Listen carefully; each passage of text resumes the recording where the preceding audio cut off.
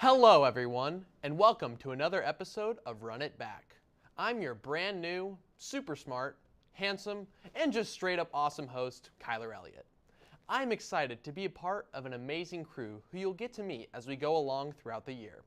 We are super pumped to bring you the best and latest sports news for KU and the pros. In today's show, we've got a whole lot of things to talk about.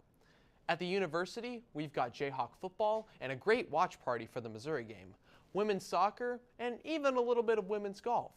On the pro side, we've got F1, tennis, and quite a large scandal that is going on in the NBA. But that's not it. We've still got some other awesome segments for you to enjoy where we'll be going to bars, betting, and some of our crew will be reacting to some of the Week 1 games of the NFL season. But that's enough chit chat from me. Let's jump in to this episode of Run It Back.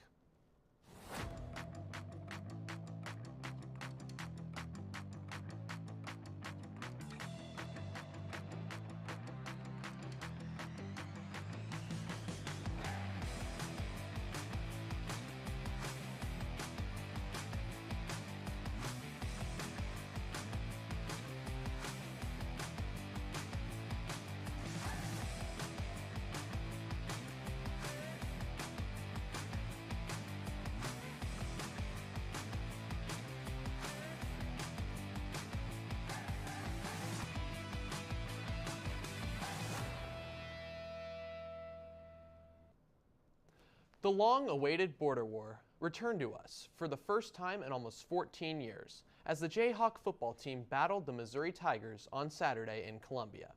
KU soccer is also off to a solid start as they traveled to New Haven, Connecticut and played the Yale Bulldogs on Sunday. Next, we are going to do a preview for the women's golf season and then wrap this segment up with a look at the watch party that happened for the football game at the booth. Let's go to Xander to give us a recap on this historic game. Thank you, Kyler. Well, Mizzou Hate Week has officially come to an end, but unfortunately so has KU football's undefeated season. On Saturday, the Jayhawks went down to Columbia for the first border war showdown since 2014 and sadly lost the game by a score of 42-31. This game was back and forth until the end, but some of the same glaring issues from last year reared their ugly head once again for this Kansas football team. The defense really struggled with tackling and getting off the field in this game, and that was the difference. Let's talk about the tackling first. So many times in this game, the defensive line for KU would get into the backfield, but wouldn't be able to bring the runner down. Mizzou capitalized off this all afternoon, and they outrushed Kansas 261 yards to just a measly 3 yards. KU couldn't run it on offense, and they couldn't stop the run on defense. The Tigers also went 10 for 19 on third down conversions and converted on fourth down 4 times. The defense as a whole surrendered 595 yards to the Mizzou offense. It's almost impossible to win giving up that much yardage, so the fact that the Jayhawks still had a chance to win this game late in the fourth quarter is a testament to the way Jalen Daniels and the offense were able to keep them in this game. The Jayhawks still had a chance to take the lead back with under 3 minutes until Emmanuel Henderson Jr. dropped a critical pass on third down, which forced the Jayhawks to punt. A few plays later, Mizzou ended the game with a 63-yard dagger touchdown rush to seal the Tigers' victory. As gut-wrenching as the rivalry loss is for all of us Jayhawk fans, there's still a few positives that the team can take away from this game. Despite making a few mistakes, Jalen Daniels still looks great, even when the rest of his weapons don't. His play alone is going to give them the chance to be in any game, just as it did on Saturday. The senior tight end, Deshaun Hanukkah, also had his first big game as a Jayhawk with 2 touchdowns and 84 yards receiving, and he proved to be a player to watch going forward. Lastly, Trey Lathan and Bengali Kamara have continued to make plays for this defense despite the unit as a whole struggling. Hopefully, these 2 upperclassmen can help revitalize this defense for the coming games. Going forward into conference play, KU has proven they can compete and have real chances to win games against legitimate competition. It may be tough to admit, but Mizzou is a really good team. This wasn't a loss to a bad team, and I still believe they're going to be a team to fear in the Big 12. They're going to be on bye this next week, so the big things for the Jayhawks will be taking the time to clean up the mistakes and address the main issues on both sides of the ball. Offensively, that's going to be establishing the run game, and defensively, I can't say it enough. Make tackles and get off the field on third down. As good as Jalen Daniels is, asking him to be Superman can only work for so long, as we saw on Saturday. Every player on the roster will need to step up and do their part. I think I speak for all of Jayhawk Nation when I say I'm super excited to see what this team can be. And I can't wait to see them back in action on September 20th in the booth against West Virginia. Now, let's go over to Logan, who's going to give us an update on KU soccer. Yesterday, the KU women's soccer team traveled to New Haven, Connecticut to face off against Yale for the first time since 2022. The last time the women's soccer team went up against Yale, the Jayhawks dominated in a 4-1 win, with head coach Nate Lee on the sidelines this time around, who in his first season led the Jayhawks to a Big 12 tournament championship and an NCAA tournament appearance. KU once again came out strong, shutting out Yale 4-0. Kicking off the game with the first 7 minutes, Oregon transfer Livy Moore got her second goal of her Jayhawk career. KU continued to apply pressure throughout the match, and the offense kept pushing forward. Just before half, Jordan Roan found the back of the net and followed by a goal from Lexi Watts and a header from Sage Wimes to close things out with another goal to secure the victory for the Jayhawks. This will be Coach Lee's 100th career win, and the women's soccer team continues to remain undefeated this season with a record of 5 wins, 0 losses, and 2 ties. Kansas women's soccer will be back next week when they travel to Lynchburg, Virginia to visit Liberty on Sunday, September 14th. Hey Jayhawks, it's Cameron Blackmon. I'm here at David Booth Memorial Stadium for the border showdown against Mizzou. Let's go see what fans are doing.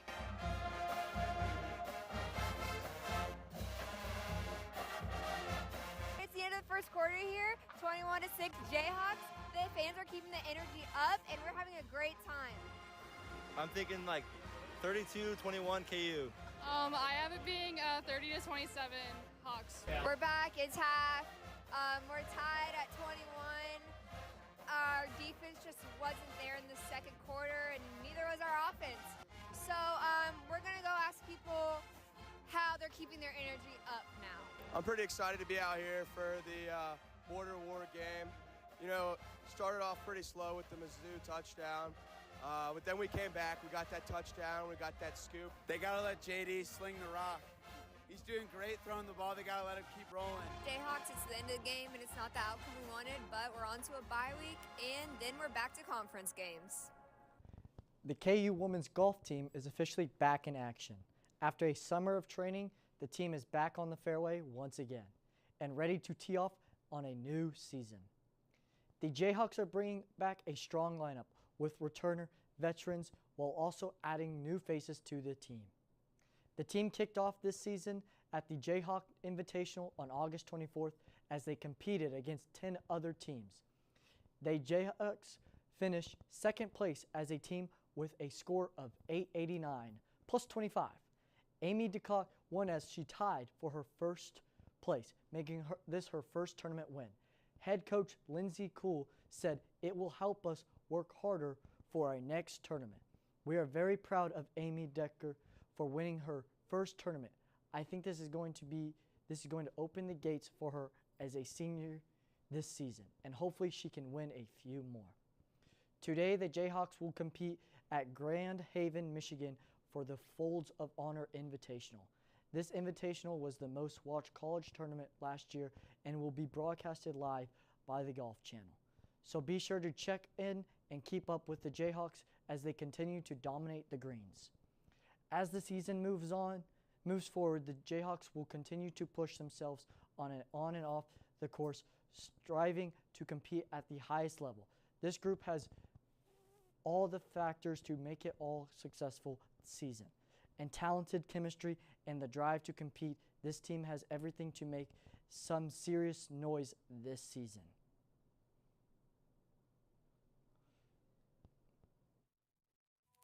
From adversity, we rose. We made history and became pioneers, voyagers, champions, Jayhawks. And when our chant rises, haunting and hallowed, Jayhawks are telling the world what's near. Victory. From adversity, we rose.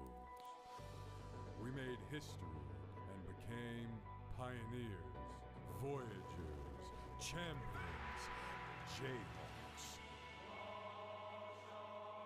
And when our chant rises, haunting and hallowed, Jayhawks are telling the world what's near. Victory. From adversity, we rose. We made history and became pioneers, voyagers, champions, Jayhawks. And when our chant rises, haunting and hallowed, Jayhawks are telling the world what's near. Victory. From adversity, we rose. We made history and became pioneers, voyagers, champions, Jayhawks.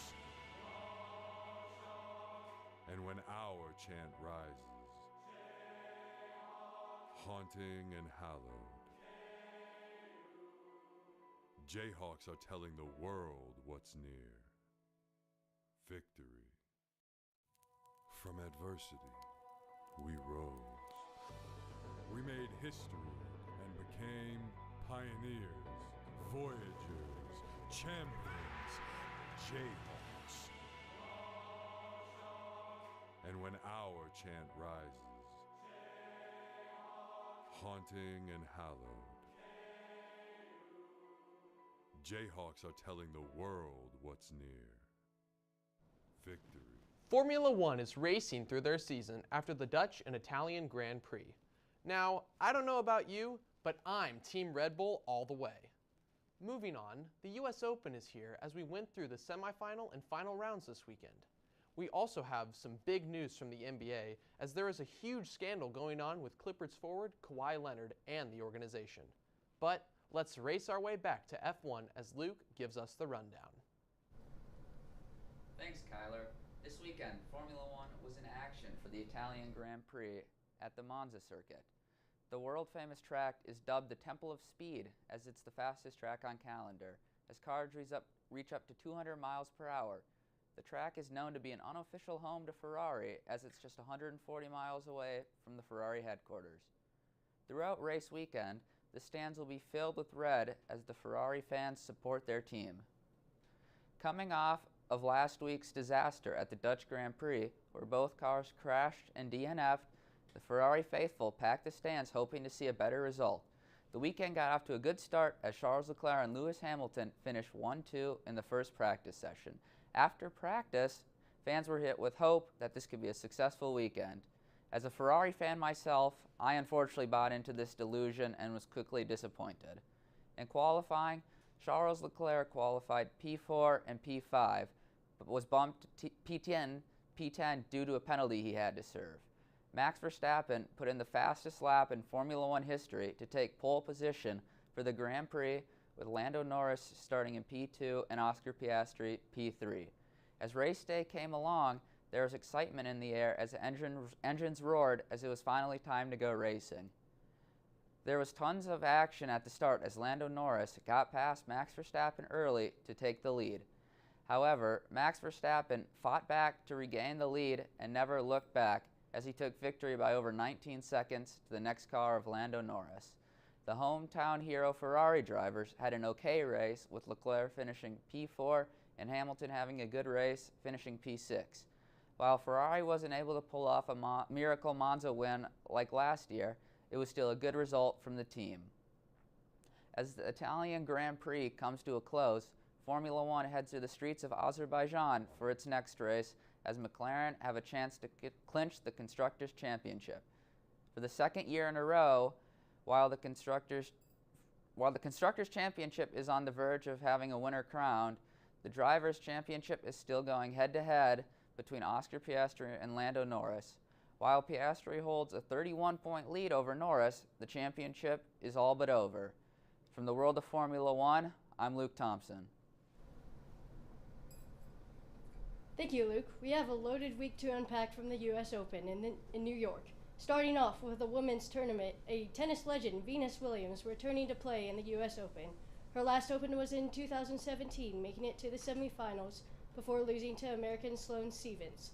This year, eliminated in the first round of the women's singles against 11th seed Karolina Muchova, having tough luck in her return. On the other hand, Venus and her partner, Leila Fernandez, managed to go all the way to the quarterfinals before losing to Taylor Townsend and Katerina Siniakova, 6-1 in the first match and 6-2 in the second match. It seems like this won't be the last U.S. Open for Venus, as she stated she loves her job and wants to learn to be better after losing in the quarterfinals.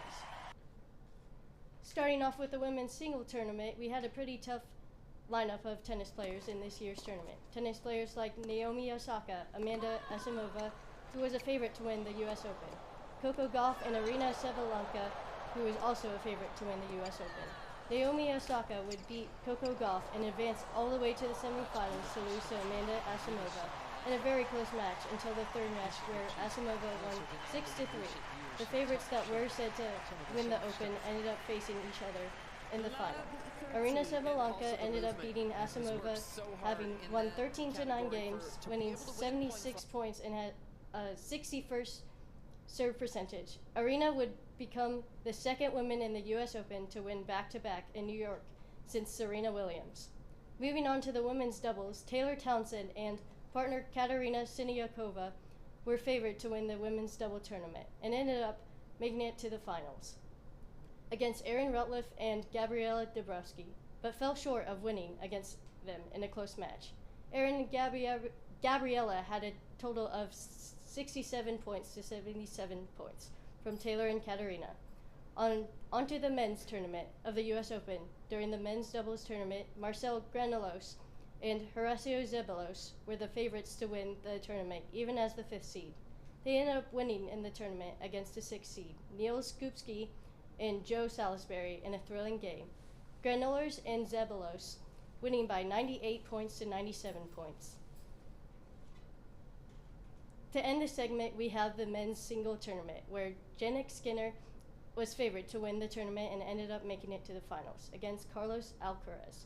Skinner was defeated by Alcaraz. Alcaraz put up 112 points, while Skinner only put up 89 to end the U.S. Open. Now that's a wrap on the U.S. Open. It's been fun. That's all the time I have today. Now on to Tyler to talk about the Kawhi Leonard scandal. Thanks, Jane, on that U.S. Open segment.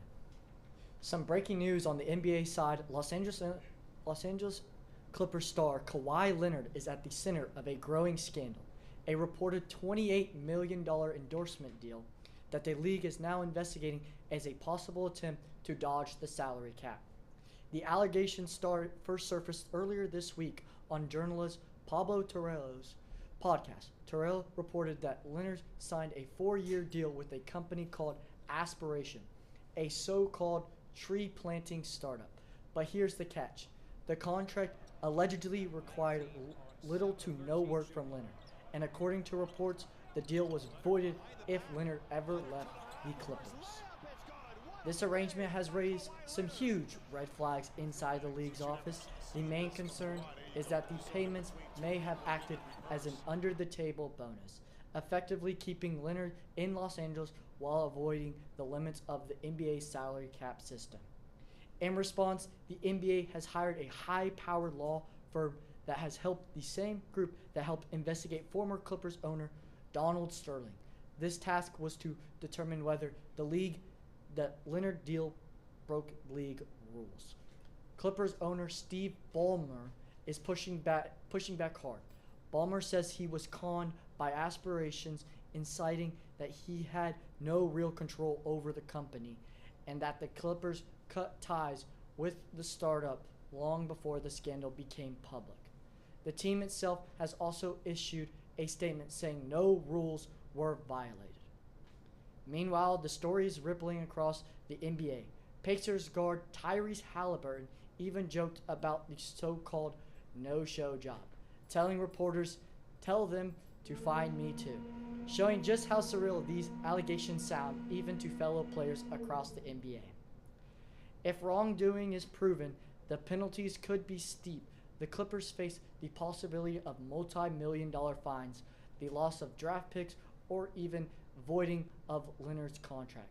Many are comparing it to the infamous Joe Smith scandal in Minnesota that happened nearly 2 decades ago. And with that scandal, the Timberwolves lost multiple first-round picks for similar violations. As for Leonard himself, he's kept a low profile. Cameras spotted him at the U.S. Opens this week smiling courtside, showing no signs of the firestorm swirling around him. For now, the investigation is just beginning, but one thing is clear, and that is the outcome could reshape not just Clippers, but the NBA's approach to enforcing its salary cap. We will continue to follow this developing story. That's it from the NBA side. Let's send it back to Kyler.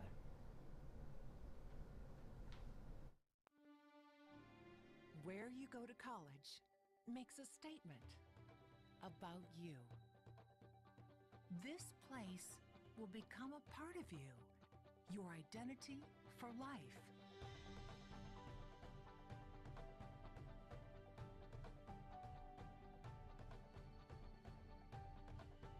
The University of Kansas, a great place to be you.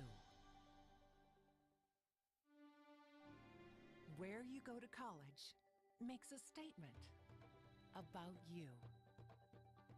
This place will become a part of you, your identity for life.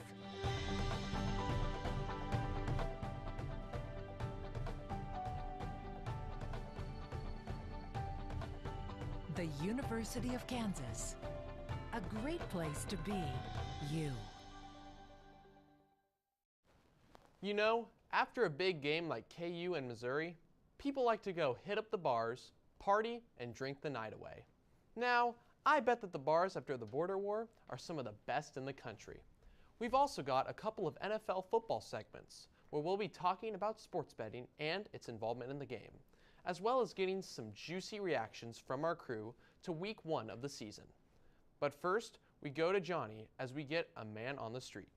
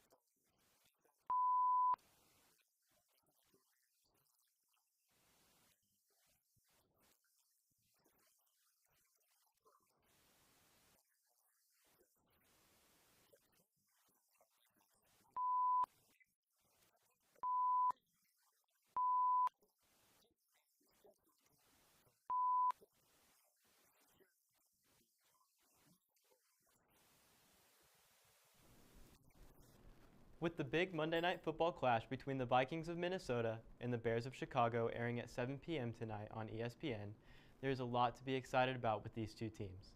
The line is opening up with the Bears being a 1.5-point favorite, and with the new Ben Johnson offense, Caleb Williams going into year 2, and lots of experience returning for the Bears, I think they covered the spread. With J.J. McCarthy making his NFL regular season debut and a lot of unknowns surrounding the Vikings this year, I like the experience and the revitalization of the Bears offense entering this year. I think they easily get a win over 1.5 points on the divisional opponents to mark the grand finale of Week 1. And then there's the Thursday night battle between the Packers of Green Bay and the Commanders of Washington. The line is opening up for the Packers at -3. I see this game being far closer than a field goal. With these two titans of the NFC facing off, the Commanders are coming off a dominant win versus the Giants that saw 432 yards of offense and a defense that held the Giants to only 6 points. I believe these Commanders cover the spread against a hot Packers team on Thursday night.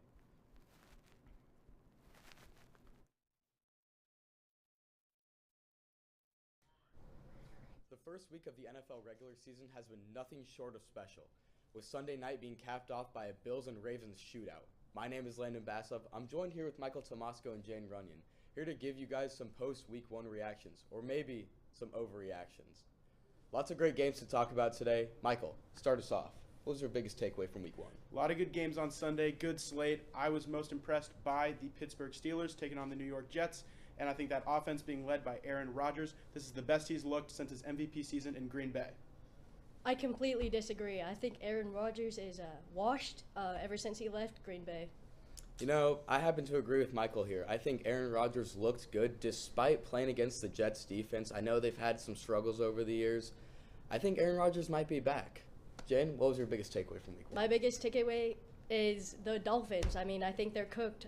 Mahi, Dunzo. You know, I completely agree with you. I mean, Tyreek Hill hasn't had a 30-yard reception in over a year. That's his whole thing. I think it's the last year of Mike McDaniel. I think it's the last year of Tua Tagovailoa. And I think it's the last year of Tyreek Hill. I think they clean slate. I completely agree as well. I think the Dolphins have been cooked for a long, long time. Lots of issues on the field, but even more issues off the field. I don't see this franchise going anywhere in a good direction in the foreseeable future. Landon, you got a lot to say. What was your biggest takeaway from Week 1? You know, I was watching Sunday Night Football last night, and I saw an amazing performance from both Josh Allen and Lamar Jackson. But personally, I don't think anyone's going to take down the Buffalo Bills in the AFC. Chiefs didn't look good versus the Chargers, and the Bills showed that they could take down a contender, and it's just Week 1. I don't think anyone's beating the Bills this year. I got them as my Super Bowl winners. Yeah, I completely agree. I think there's a new crown in the AFC, and I think no one's touching the Bills this season. I also agree. I think Josh Allen might overcome Mahomes. Yeah, I completely agree. He might have a back-to-back MVP season. Well, I mean, Week 1's just not over yet, with the Bears taking on the Vikings tonight on Monday Night Football. Should be a great game. Get to see year 2 of Caleb Williams. Thank you guys for joining us on Week 1 reactions. Kyler, what was your biggest takeaway from Week 1? Now here is my takeaway. The Green Bay Packers are going to beat everyone this season and win the NFC Championship and then move on to capture that Super Bowl ring. Well, that's all the time we have for this episode. Be sure to tune in next episode for the latest and best sports news. For Kyler Elliott here at Run It Back, thank you for watching.